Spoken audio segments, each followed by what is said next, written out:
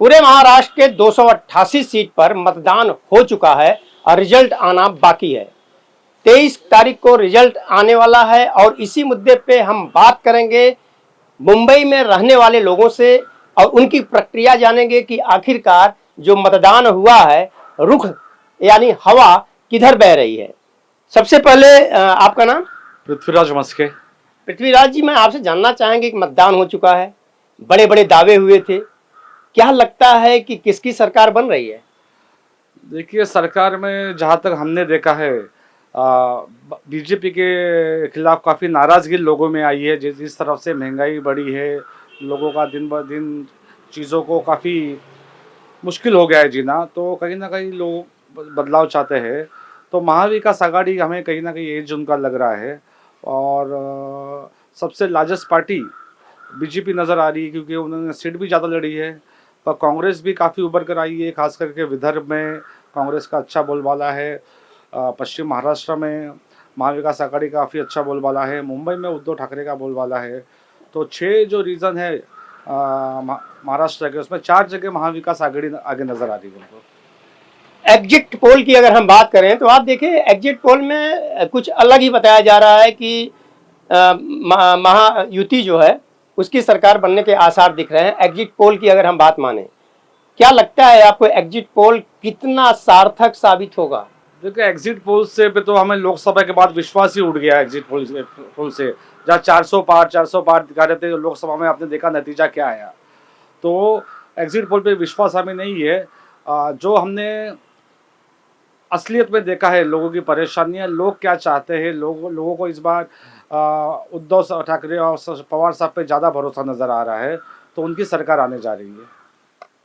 किस दम पर, किस विश्वास पर आप कह रहे हैं? बिल्कुल आपने सही कहा, एग्जिट पोल की बात करें तो हरियाणा में भी योग गलत साबित हुआ है, लेकिन आपके बात में दम कितना है? किस बेस पे आप कह रहे हैं कि हो सकता है कि इनकी सरकार आ जाए? देखिए, जिस तरह सबसे पहले शिवसेना पार्टी को तोड़ा गया, शिवसेना को कमज़ोर करने के लिए 2 शिवसेना बना गई, उनका धनुष्य बाण भी छीन लिया। लोगों को लगा कि अब शिवसेना खत्म हो गई, पर उससे ज़्यादा उभर कर आ गई। लोगों का कॉल जो है वो उद्धव ठाकरे की तरफ, लोगों ने अपना नेता बाला साहब के बेटे उद्धव ठाकरे को माना। फिर दूसरी बार फिर से जिनको कह रहे थे चक्की पिसिंग 70,000 का घोटाला, शरद पवार की पार्टी को तोड़ा, 2 पार्टियां बनाई गई, सब विधायक वहां पर चले गए। और फिर पवार साहब, फिर से शरद पवार साहब उभर कर आ गए। अब जब बीजेपी भ्रष्टाचार की बात करती है, हम भ्रष्टाचार मुक्त करेंगे, फिर अजीत पवार हो, हसन मुश्रीफ हो, छगन भुजबल हो, प्रफुल्ल पटेल जिनका ईडी ने घर कब्जा कर दिया था, सब कुछ उनके पास जानकारी रिलीज हो गया और सब क्लियर हो गए। ये चीज जनता को कहीं ना कहीं पता चल गई है।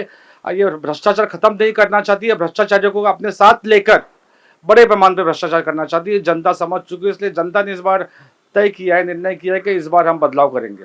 तो आपने देखा कि जनता ने तय किया है, बदलाव करने की बात कह रहे हैं। यह बात अलग है कि अभी 23 तारीख दूर नहीं है, आज 21 है, कल 22 और परसों जो है मतगणना जो होगी और तब पता चल पाएगा आखिरकार किसका सत्ता पे कौन काबिज होता है। आपसे जानना चाहेंगे, आपके क्या विचार हैं? आपको क्या लगता है कि इस बार जो मतदान हुए हैं, जो उत्साह था लोगों में, वो कितना कारगर साबित होगा? किस पार्टी को झुकाव है? देखिए सर, मुंबई में तो बहुत वोटिंग कम हुई है और महाराष्ट्र में वोटिंग ज़्यादा हुई है। तो मुझे लग रहा है कि अभी अब की बार ये बीजेपी सरकार ने बहुत भ्रष्टाचार किया है। लोगों को झूठे वादे और लाड़की बहन करके पैसा बांटा और इधर महंगाई बढ़ा लेकिन दी। लाडकी बहन का तो मैं सुन रहा हूँ फायदा हो रहा है लोगों का, औरतें वोट क्या फायदा हो रहा है? इधर पैसा दे रहे, इधर महंगाई आज इतनी, गैस बढ़ा दिया है, सब्जी बढ़ा दी है, हर जगह पे